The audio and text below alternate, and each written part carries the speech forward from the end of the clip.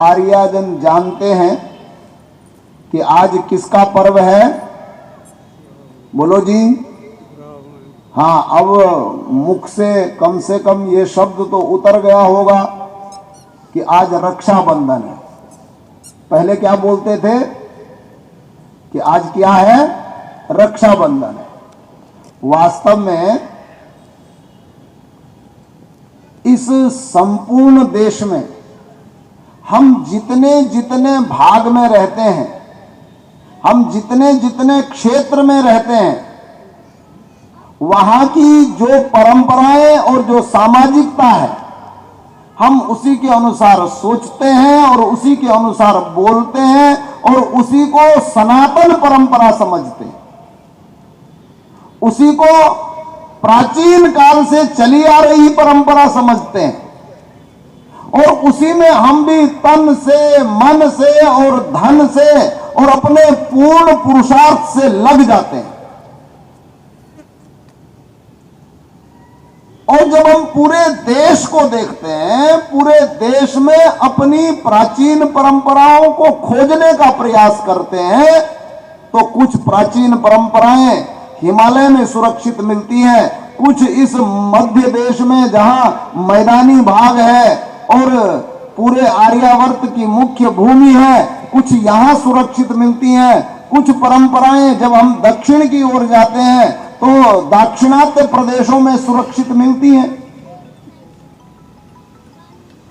और क्योंकि मैं हिमालय के क्षेत्र में मैंने जन्म ग्रहण किया, इस मध्य क्षेत्र में भी रहा और फिर शिक्षा ग्रहण करने के लिए दक्षिण के सुदूर गोकर्ण कर्नाटक में गया समुद्र के तट पर, तो मैंने पाया कि दक्षिण भारत में लगभग 4-5 प्रांतों में रक्षाबंधन को लोग टीवी के माध्यम से जानते हैं और वहां रक्षाबंधन का कोई महत्व नहीं। कोई जैसे यहां आज सारी सड़क पर मोटरसाइकिलें दौड़ रही हैं, कारें दौड़ रही हैं, बस आज ही रक्षा होनी है, अगर धागा नहीं बना तो रक्षा होने वाली नहीं है। ऐसे वहां नहीं है। क्यों नहीं है? क्योंकि वहां रक्षाबंधन शब्द से ज्यादा प्रचलित शब्द वही है जिसको आज आप अपने मुख पर बसा चुके हैं, और वो है श्रावणी उपाकर्म। हां, ये जरूर है कि ये श्रावणी उपाकर्म भी एक सीमित वर्ग तक सीमित है।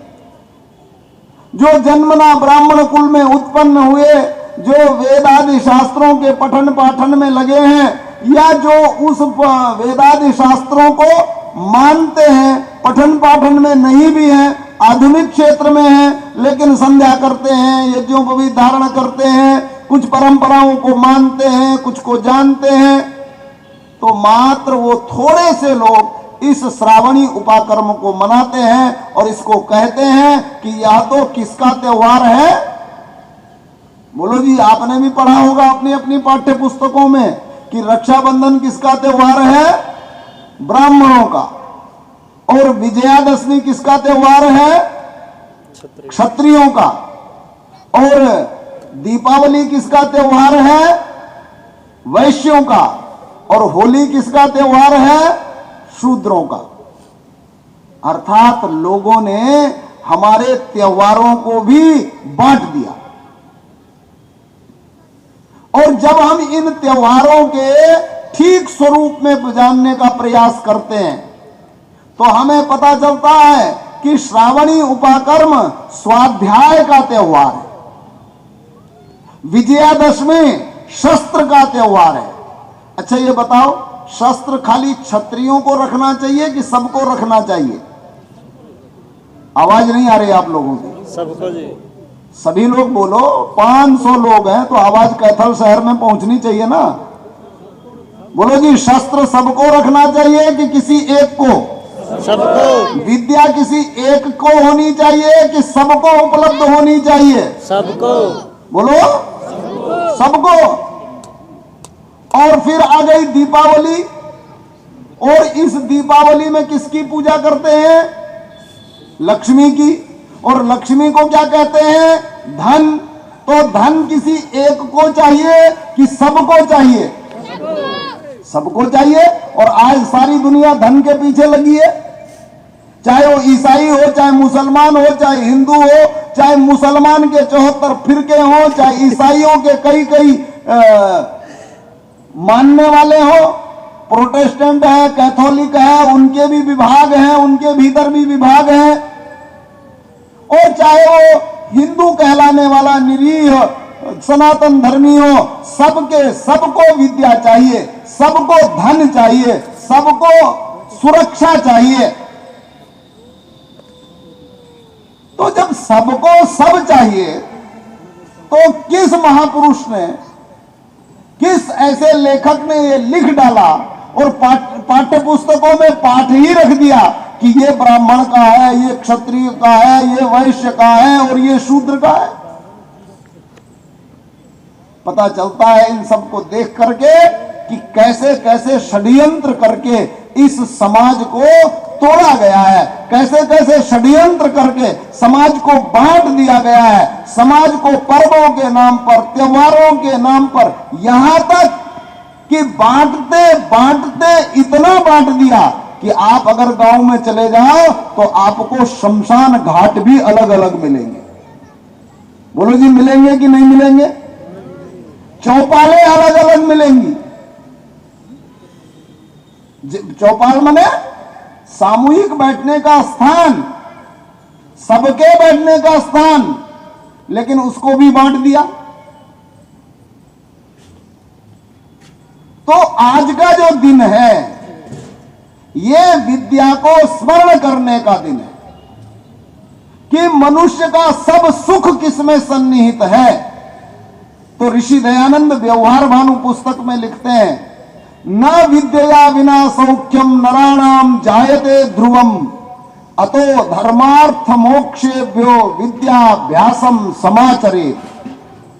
इसका अर्थ है कि बिना विद्या के इस संसार में किसी को भी, विशेष करके मनुष्य जाति के ही लिए विद्या है, और मनुष्य जाति के संदर्भ में ही बात कही है, और इसलिए कहा है नराणाम जायते ध्रुवम, मनुष्यों को किसी भी प्रकार से बिना विद्या के सुख की प्राप्ति नहीं हो सकती।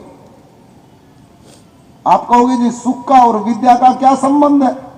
बढ़िया रोटी मिल जाए, बढ़िया भोजन मिल जाए, बढ़िया दूध दही मिल जाए, बढ़िया खाना, बढ़िया पीना, बढ़िया रहना, बढ़िया, वो आजकल कहते हैं ना, बोले अपना सुधार करो, सब दुनिया अपने आप सुधर जाएगी। बोले किसी के सुधारने से कोई सुधरता नहीं है। बोले अच्छा खाओ, अच्छे रहो, और किसी का बुरा मत करो, किसी का बुरा मत सोचो, और आपका जीवन सफल हो जाए। तो क्या ये बिना विद्या के संभव है? बोलो जी। नहीं। रोटी बनाने के लिए भी क्या चाहिए? बोलो। आज तो माताएं बहनें पर्याप्त संख्या में बैठी हैं, अच्छा लग रहा है। बोलो, रोटी बनाने के सीखने के लिए भी क्या चाहिए? विद्या चाहिए। नहीं तो बड़ी बड़ी पढ़ी लिखी महिलाएं या पुरुष जिन्होंने इंजीनियरिंग कर ली, बहुत विद्या पढ़ ली, उच्च शिक्षित हो गए, लेकिन जब घर से बाहर जाने का अवसर मिला तो रोटी के लाले पड़ गए। कहते हमें सब कुछ आता है। आप कहोगे जी 2 दिन का सत्र कर लो, कहेंगे हमें सब कुछ आता है। उनसे पूछो रोटी बनानी आती है? तो ऐसे मिलेंगे आपको जो सब कुछ जानने का दावा कर रहे हैं, लेकिन जैसे आप प्रश्न करोगे रोटी बनानी आती है, हाथ खड़े कर देंगे, बोले ये काम नहीं आता। उनसे पूछो अच्छा चलो कहीं अकेले फंस गए तो अपने लिए खिचड़ी बना लोगे? बोले नहीं नहीं नहीं, हमारे बस की बात नहीं। अच्छा बताओ, इसके लिए विद्या चाहिए कि नहीं चाहिए? इसके लिए सीखना पड़ेगा कि नहीं सीखना पड़ेगा? सीखना पड़ता है कि नहीं पड़ता है? इसलिए कहा ना विद्या बिना सौख्यम, बिना विद्या के सुख नहीं मिल सकता। अर्थात सब प्रकार की विद्या जो भी जीवन के लिए आवश्यक है, चाहे वो पाक विद्या हो, चाहे कला कौशल हो, चाहे यांत्रिकी विद्या हो, चाहे तांत्रिकी विद्या हो, जितनी भी प्रकार की विद्या संसार में है, यदि आपने इनका प्रशिक्षण नहीं लिया और जीवन के लिए जो आवश्यक है यदि उसका प्रशिक्षण नहीं लिया, तो आप जीवन को सुखपूर्वक व्यतीत नहीं कर सकते। दुख में पैदा हुए, दुख में जिए और दुख में ही मर गए। रोते रोते पैदा हुए, रोते रोते जिए और रोते रोते मर गए। जीवन समाप्त। जीवन है कितने दिन का? लेकिन क्या इसी का नाम जीवन है कि रोते रोते पैदा हुए, रोते रोते जिए और रोते रोते मर गए? जीवन है किस लिए? जीवन तो उद्यम के लिए है, जीवन तो उत्साह के लिए है, जीवन तो प्रसन्नता के लिए है। और इसलिए ऋषियों ने समय समय पर ऐसे पर्वों का, ऐसे त्योहारों का, ऐसे महोत्सवों का निर्देश दिया है गृह सूत्रों में, श्रौत सूत्रों में, जिनसे लोग मिले, परस्पर मिलकर के प्रसन्न हो, उत्साह में रहें, उत्सव में रहें और अपने जीवन को आनंदित होकर के व्यतीत कर सके। और उसी का एक भाग है हमारा श्रावणी उपाकर्म। और श्रावणी उपाकर्म पर हम क्या करते थे? श्रावणी उपाकर्म पर जो विद्या पढ़ी है गुरुकुलों में, जो विद्या सीखी है, आज की भाषा में कहें तो द्विदिवसीय आर्य प्रशिक्षण सत्र, अर्थात लघु गुरुकुल में आपने जो विद्या सीखी है, जो विद्या पढ़ी है, जिसको आपने जाना है, आज उसकी आवृत्ति का समय है, आज उसको पुनः याद करने का समय है। और आज से लेकर के जब तक वर्षा ऋतु है तब तक उससे संबंधित जो सिलेबस, जो पाठ्यक्रम आपको दिया गया था, क्या दिया गया था आपको? बोलो जी, कौन सी पुस्तक दी गई थी? जोर से बोलिए, आवाज अभी धीमी आ रही है। कौन सी पुस्तक दी गई थी? सत्यार्थ। इधर वाले नहीं बोल रहे हैं। कौन सी पुस्तक दी गई थी? अब थोड़ी आवाज आई। जितना तेज बोलोगे उतना ही सबला बनोगे, और नहीं तो क्या रह जाओगे। हाँ, याद है ना आप लोगों को पाठ्यक्रम? तो आपको दिया गया था सत्यार्थ प्रकाश। अच्छा, ऐसा कोई है जो हाथ खड़ा करे कि मेरे पास सत्यार्थ प्रकाश नहीं है, मेरे घर में नहीं है? मेरे पास का मतलब परिवार में नहीं है। कोई है? नहीं तो हम गाड़ी में लेके आए हैं, आज ही दे देंगे। सबके पास है। अच्छा, किन किन के पास है? जरा हाथ खड़ा करें तो।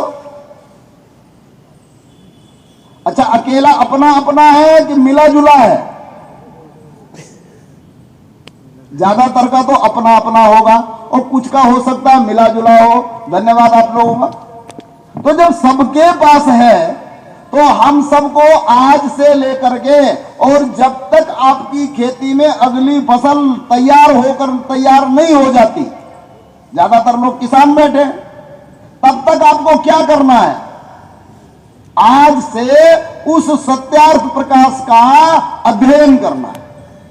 आप कहोगे जी मैं तो 10 बार पढ़ चुका हूं, मैं तो 15 बार पढ़ चुका हूं। चाहे आप 100 बार पढ़ चुके हैं, 101वीं बार शुरू कर दीजिए। क्योंकि पंडित गुरुदत्त विद्यार्थी कहते थे कि मैं जितनी बार पढ़ता हूं उतनी बार मुझे ऐसे रत्नों की प्राप्ति होती है जिनका मूल्य इस संसार के रत्नों से चुकाया नहीं जा सकता। तो स्वाध्याय क्या है?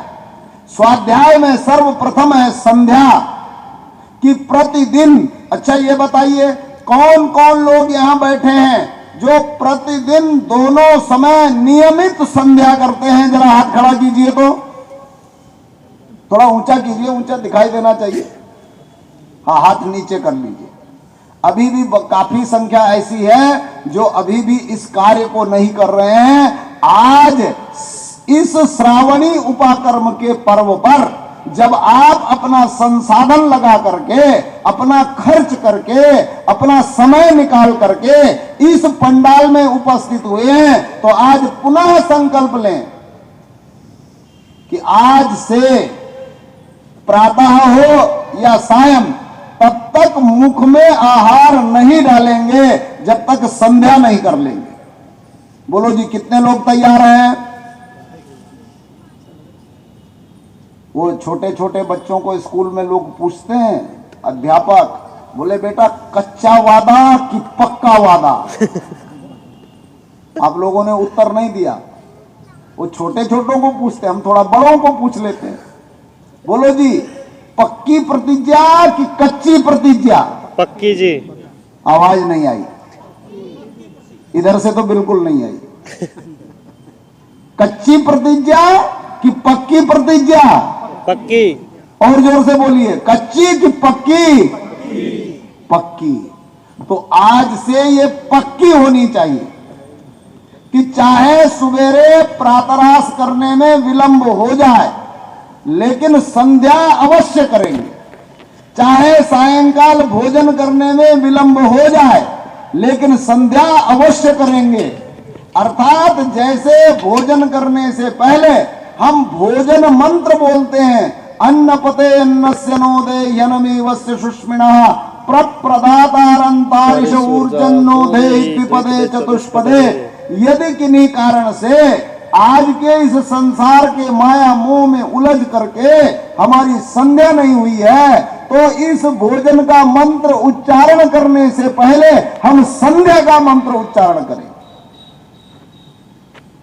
वहीं बैठ करके कर लेंगे, जहां भोजन करना है चाहे वहीं कर लें, थाली चाहे सामने रखी हो, लेकिन पहले संध्या करेंगे और तब भोजन करेंगे। तो आज का ये श्रावणी उपाकर्म क्या हो गया? सफल हो गया। बोलो जी, तैयार हो? कौन कौन लोग तैयार हैं? जरा हाथ खड़ा करें तो। बहुत सुंदर, फोटो खींच लेना जी इनका, और बीच बीच में भेजते रहना ग्रुप में, ताकि ये देखते रहे कि मेरा हाथ खड़ा था और अब नीचे नहीं होना चाहिए। और संध्या के बाद दूसरा स्वाध्याय है सत्यार्थ प्रकाश। अच्छा, एक बात और बता दो, कितने लोग हैं जिन्होंने सत्यार्थ प्रकाश पूरा पढ़ लिया? हाथ खड़ा कीजिए, थोड़ा ऊपर कीजिए ताकि दिखाई दे। तो अभी भी गृह कार्य होमवर्क बाकी है। अच्छा ये बताओ, अपने बच्चों का आप लोग होमवर्क रोज करवाते हो या कभी कभी करवाते हो? कुछ लोग अपने आप करवाते होंगे, कुछ लोग जबरदस्ती उनको ट्यूशन ढकेल देते होंगे कि अपना पिंडा छूटे। क्यों जी? लेकिन होमवर्क तो करवाते हैं कि नहीं करवाते हैं? अच्छा, रोज करवाते हैं कि कभी कभी करवाते हैं? तो अपना होमवर्क कब करेंगे? होमवर्क ही तो दिया गया था। कहां से दिया गया था? 2 दिवसीय लघु गुरुकुल से दिया गया था कि आपको घर जाकर के इस ऋषि दयानंद की लिखी हुई पुस्तक को, जो सत्य शास्त्रों के आधार पर लिखी है, जो ब्रह्मा से लेकर के जैमिनी पर्यंत के ऋषि महर्षियों के सिद्धांतों पर लिखी गई है, इस पुस्तक का आपको स्वाध्याय करना है। तो ये बताओ, जब अगली श्रावणी कैथल जिले की होगी, तब तक आपको अभियान इतनी तेज गति से चलाना है कि अगली श्रावणी पर एक भी हाथ ऐसा ना हो जो ये पूछने पर नीचे रह जाए कि आज तक सत्यार्थ प्रकाश पूरा नहीं हुआ। बोलो, होगा कि नहीं होगा? होगा जी। आवाज नहीं आई। इतने लोग बैठे हैं, आवाज तो आनी चाहिए। होगा कि नहीं होगा? होगा जी। होगा। फिर वही सच की झूठ? सच। फिर से बोलो, सच की झूठ? सच। हाँ, शास्त्र कहता है द्विर्बद्धम सुबद्धम भवति। कहते हैं एक बात को 2-3 बार कह दो तो पक्की हो जाती है। तो बोलो, अगले वर्ष पक्का कि कच्चा? पक्का। पक्का। तो 2 काम पक्के हो गए। पहला, प्रातः और सायं की संध्या हो गई, और दूसरा सत्यार्थ प्रकाश पूरा करना है। जिसका पूरा हो चुका उसको पुनः पूरा करना है, जिसका फिर भी हो चुका उसको फिर करना है, और जिसका फिर हो चुका उसको पुनः करना है। ये 2 काम छोड़ने नहीं है, चाहे कुछ हो जाए। चाहे सोते समय करो, चाहे उठते समय करो, चाहे खाने के बाद करो, और चाहे खाने से पहले करो, लेकिन संध्या तो पहले ही करनी है। सत्यार्थ प्रकाश को आप खाना खाने के बाद भी पढ़ सकते हैं, आप सोते समय भी पढ़ सकते हैं, और सोते से उठे तो भी पढ़ सकते हैं।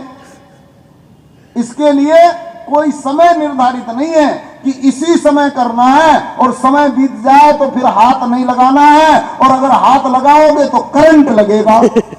ऐसा कुछ बताया था क्या? बोलो, नहीं बताया था। तो फिर डर किस बात का?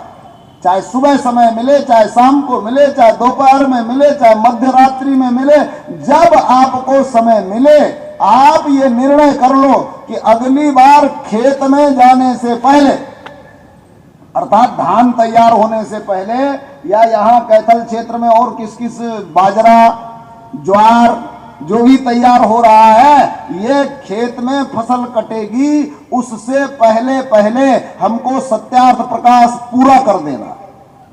बोलो जी, तैयार हो? तैयार हैं जी। आवाज नहीं आ रही, जोर से। तैयार हैं जी। तैयार हैं। तो दो काम पूरे हो गए। अब आज एक विषय पर और चर्चा करते हैं। यह जो समाज है, यह समाज नर और नारी से मिलकर के बना है या अलग अलग बना है? मिलके जी। बोलो, मिलकर बना है। या एक दूसरे से नर और नारी अभिन्न है कि भिन्न भिन्न है? कैसे है जी? अभिन्न है। अभिन्न मतलब जहां एक दूसरे के बिना एक दूसरे का कार्य नहीं चल सकता, एक दूसरे के बिना एक दूसरे का परिवार नहीं चल सकता, एक दूसरे से एक दूसरे के बिना समाज नहीं चल सकता, सृष्टि नहीं चल सकती, एक दूसरे से एक दूसरे के बिना ये राष्ट्र नहीं चल सकता। तो बोलो, दोनों का महत्व कम ज्यादा कि बराबर? बराबर। इस दृष्टि से देखा जाए, हो सकता है किन्हीं गुणों में कम ज्यादा हो, लेकिन इस दृष्टि से देखा जाए तो घर के लिए बराबर, परिवार के लिए बराबर, समाज के लिए बराबर, और राष्ट्र के लिए भी योगदान क्या है? बराबर है। लेकिन हम ऋषिवर दयानंद के काल से और आज तक, अच्छा, ऋषिवर दयानंद का कौन सा जन्म दिवस मनाया जा रहा है? 200। याद है? 200वां। कौन सा मनाया जा रहा है? 200। द्वितीय जन्म शताब्दी मनाई जा रही है। 200 वर्ष पहले ऋषि दयानंद का जन्म हुआ था, और इन 200 वर्षों से एक विवाद बहुत व्यापक रूप में इस सनातन धर्मी, इस तथाकथित हिंदू कहलाए जाने वाले समाज के बीच में समय समय पर उत्पन्न होता रहता है। और वो विवाद क्या है? वो विवाद है कि महिलाओं को मंत्र का अधिकार नहीं है, महिलाओं को वेद पढ़ने का अधिकार नहीं है, महिलाओं को गायत्री मंत्र संध्या करने का, महिलाओं को यज्ञ करने का अधिकार नहीं है। आज इस श्रावणी पर्व पर आर्य महासंघ के अंतर्गत इस कैथल जनपद से हम आह्वान करते हैं उन तमाम धर्मादि धर्म ध्वजियों का, जो धर्म की ध्वजा तो लिए हुए हैं लेकिन उलझुलूल सिद्धांत देकर के, अज्ञानमय सिद्धांत देकर के, अज्ञानतापूर्ण बातें करके इस समाज को बांटते हैं, समाज को तोड़ते हैं और अपने ही सनातन समाज की नींव को खोखला कर देते हैं। और वही ऐसे कोई एक दो नहीं है, तमाम पीठों पर बैठे हुए शंकराचार्य कहलाने वाले लोग हैं, तमाम धर्म का प्रचार करने वाले ये नए नए बालक हैं, धीरेन्द्र शास्त्री जैसे, जो कहते हैं कि हम तो दूसरे का भविष्य यहां बैठे बैठे जान लेते हैं, और उनसे इतना नहीं जाना गया कि भूतकाल में हमारे यहां ऋषिकाएं हुई हैं और उन्होंने मंत्रों का साक्षात्कार किया है। उनसे यह भी नहीं जाना गया कि जब इस देश में सनातन धर्मी घर में विवाह होता है, बालक और बालिका का, कुमार और कुमारी का, ब्रह्मचारी और ब्रह्मचारिणी का, तो विवाह का पहला मंत्र उच्चारण करते हैं, समंजन्तु विश्वे देवा समापो हृदयानिनो। वो ब्रह्मचारिणी और ब्रह्मचारी जो अब गृहस्थ होने जा रहे हैं, जो आज विवाह के यज्ञ की वेदी पर बैठे हैं, वो कहते हैं कि हमारा हृदय इस प्रकार से मिल जाए जैसे एक जल दूसरे जल में मिल जाता है। अच्छा, हृदय मिल गया, हम साथ साथ हो गए, और फिर कहा जाए कि एक मंत्र बोलेगा और एक मंत्र नहीं बोलेगा, तो बोलो हम साथ साथ हुए कि अलग अलग हुए? अलग अलग है जी।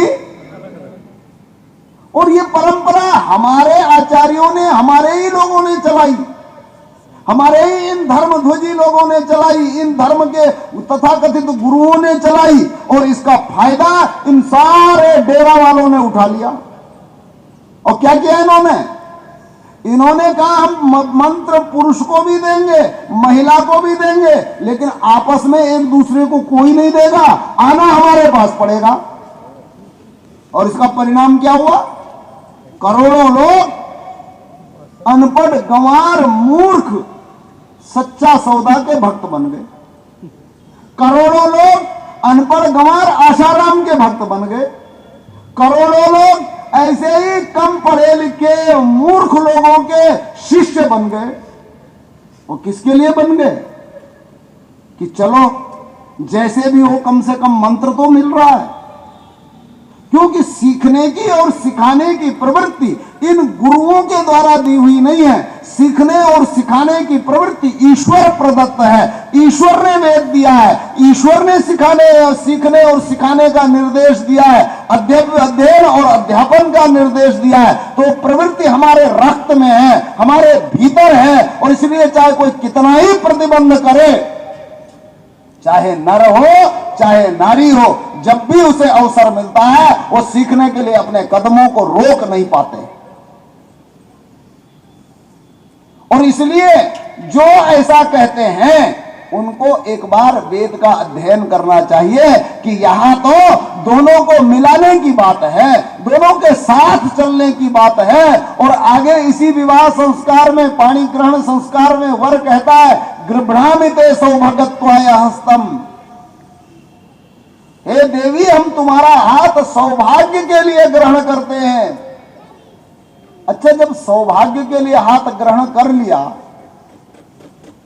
और फिर सौभाग्य के लिए हाथ ग्रहण की हुई देवी को कहे कि मैंने सौभाग्य के लिए तुम्हारा हाथ ग्रहण किया है, लेकिन तुम्हारा अधिकार शिक्षा पर नहीं है, तुम्हारा अधिकार वेद पर नहीं है, तुम्हारा अधिकार यज्ञ पर नहीं है, तुम्हारा अधिकार गायत्री मंत्र पर नहीं है, तुम्हारा अधिकार वेद को सुनने का नहीं है, तो सौभाग्य बढ़ेगा कि दुर्भाग्य बढ़ेगा? दुर्भाग्य। बोलो, क्या बढ़ेगा? दुर्भाग्य। और यही दुर्भाग्य 1000 साल से हमको लील रहा है, यही दुर्भाग्य हमारा भविष्य चौपट कर रहा है, यही दुर्भाग्य हमारे बच्चों को ईसाई बना देता है, मुसलमान बना देता है, हमारी बेटियों का लव जिहाद चलता है, सिर्फ एक कारण से कि हमने उन्हें शिक्षा नहीं दी, हमने उन्हें शास्त्र नहीं पढ़ाया, हमने उन्हें वेद नहीं पढ़ाया, हमने उन्हें सत्य का सिद्धांत सिखाया नहीं, सुनाया नहीं, बताया नहीं। और इसका परिणाम है कि आज सनातन धर्मियों की बेटियां मुसलमानों से प्रेम कर लेती हैं, ईसाइयों से कर लेती हैं, लेकिन जो वेद पढ़ाने वाले, वेद पढ़ने वाले, धोती और उत्तरीय पहनने वाले, हम जैसी वेशभूषा वाले लोग हैं, उनको विवाह के लिए कन्याएं नहीं मिलती है। और उत्तर भारत में तो फिर भी मिल रही है। जैसे जैसे आप दक्षिण की ओर जाएंगे, महाराष्ट्र की बड़ी भयानक परिस्थिति है, कर्नाटक की, आंध्र की, तमिलनाडु की, तेलंगाना की, केरल की, विवाह नहीं हो रहा। किनका नहीं हो रहा? जो वेद पढ़ते हैं, जो शास्त्र पढ़ते हैं, जो उस पर अपना एकाधिकार समझते हैं। और तब मुझसे एक वैदिक ने एक दिन प्रश्न पूछा कि सरकार कहती है कि महिलाओं को भी वेद पढ़ाओ, आपका क्या मत है? हमने कहा तुरंत पढ़ाओ, नहीं तो तुम्हारी आने वाली पीढ़ियां वंश रहित हो जाएंगी। कहते क्यों? हमने कहा जब पढ़ाओगे नहीं तो इस वेद विद्या से प्रेम कौन करेगा, और जब वेद विद्या से ही दूर हो जाएंगे तो जो वेद को पढ़ने पढ़ाने वाले हैं, वेद को सुनने सुनाने वाले हैं, उनको कौन पूछेगा। और जब उनको कोई पूछेगा नहीं, विवाह होगा नहीं, तो वंश चलेगा कहां से। कर्म का फल तो मिलता और उनको भी मिल रहा है, और यदि हमने ऐसा कोई कर्म किया तो हमको भी मिलेगा। इसलिए आप सौभाग्यशाली हैं कि आज लगभग जितनी संख्या में यहां पुरुष विद्यमान हैं, लगभग उतनी नहीं तो उससे थोड़ी ही कम संख्या में नारियां भी विद्यमान हैं। चाहे हमारी बहनें हैं, बेटियां हैं, आपकी देवियां हैं, और या तो आपकी माताएं हैं, वे सब यहां विद्यमान हैं। और अब इसी विद्यमानता का परिणाम है कि आप सब एक रस हो रहे हैं, एक स्वरूप आपका बन रहा है, परिवार एकता की ओर बढ़ रहा है, परिवार मजबूती की ओर बढ़ रहा है, संगठित होने की ओर बढ़ रहा है। और जब परिवार एक रस होगा तब समाज एक रस होगा, जब समाज एक रस होगा तब राष्ट्र में एकता की बात होगी। अन्यथा कहते रहो अनेकता में एकता, हमारी विशेषता तुम्हारी विशेषता नहीं, ये तुम्हारा दुर्भाग्य है। अनेकता में एकता, अरे अनेकता में कभी एकता हुई है? तुम्हारा एक धर्म नहीं, एक कर्म नहीं, एक पद्धति नहीं, एक विधि नहीं, एक विधान नहीं, स्त्रियों के लिए कुछ, पुरुषों के लिए कुछ, नारियों के लिए कुछ, नरों के लिए कुछ, बड़ों के लिए कुछ, छोटों के लिए कुछ। ये जो अंधविश्वास है, ये जो अज्ञान है, ये जो कुविचार है, यही इस समाज को तोड़ने का सबसे बड़ा कारण है। और हमको दूसरों ने नहीं बहकाया है, हमको दूसरों ने लूटा है, लेकिन किस लिए? हमको दूसरों ने नष्ट किया, लेकिन कब? जब हमारे अपनों ने गड्ढे खोदे, जब हमारे अपनों ने अविद्या फैलाई, जब हमारे अपनों ने अज्ञान बांटा, जब हमारे अपने लोगों ने कुसिद्धांतों का प्रचार किया, तब दुनिया के लोगों ने हम पर आकर के आक्रमण किया और तब हमारी गरिमा को नष्ट किया, हमारी अस्मिता को तार तार कर दिया। इसलिए आज इस श्रावणी पर मैं आपका पुनः आह्वान करता हूं कि उन विचारों को अपने भीतर मजबूती से बिठा लीजिए कि यहां नर और नारी का कोई भेद नहीं है। जो विद्या नर के लिए है वही विद्या नारी के लिए है। जो मंत्र वेदों में पुरुषों के लिए दिए गए हैं वही महिलाओं के लिए है। वही विद्या, वही विचार, वही कार्यक्रम जो पुरुषों का है वही महिलाओं का है। यहां दूर दूर तक कोई भेद नहीं है। इसलिए यदि आपको लगता हो कि अरे इतनी भीड़ वाला बाबा क्या झूठ बोलेगा, इतनी जनसंख्या वाले चेला चेली पालने वाला क्या कहेगा, कभी ध्यान मत दीजिए। ये अज्ञानी हैं, अनाड़ी हैं और इन्होंने सत्य शास्त्रों को ठीक से पढ़ा ही नहीं, और इसलिए इनको देख करके विचलित होने की आवश्यकता बिल्कुल नहीं है।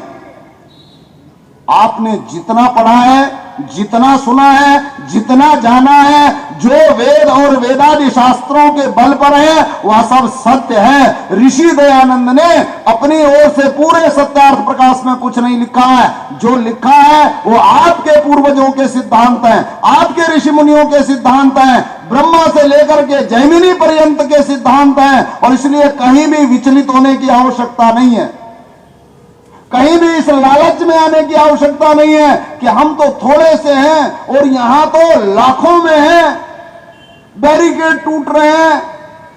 ये जो पर्चा बांटने वाला बाबा है, इसी की कथा की शोभा यात्रा में 10-20 महिलाओं के मंगलसूत्र चोरों ने झटक लिए और आज तक बाबा उन चोरों का पता बोलो नहीं बता पाया। जो अपने भक्तों की भीड़ में आई हुई निरीह महिलाओं के मंगलसूत्र की रक्षा नहीं कर सकता, अरे खाक किसी का भविष्य जानता होगा? कुछ नहीं जान सकता। ये सब कलाबाजियां हैं। और जब चाहे बाबा भिड़ जाए, अष्टाध्यायी का एक सूत्र का अर्थ बता दे, पर्चा बता लिख करके, तो पता चल जाए। जितना पढ़ा होगा उतना ही बोलेगा, और पढ़ा है नहीं। 3 तिकड़म और इसी के आधार पर लोगों को लूटने का कार्यक्रम। और लोग जब फंदे में ना आए तो एक शोषेबाजी कि हम तो हिंदू राष्ट्र बनाएंगे।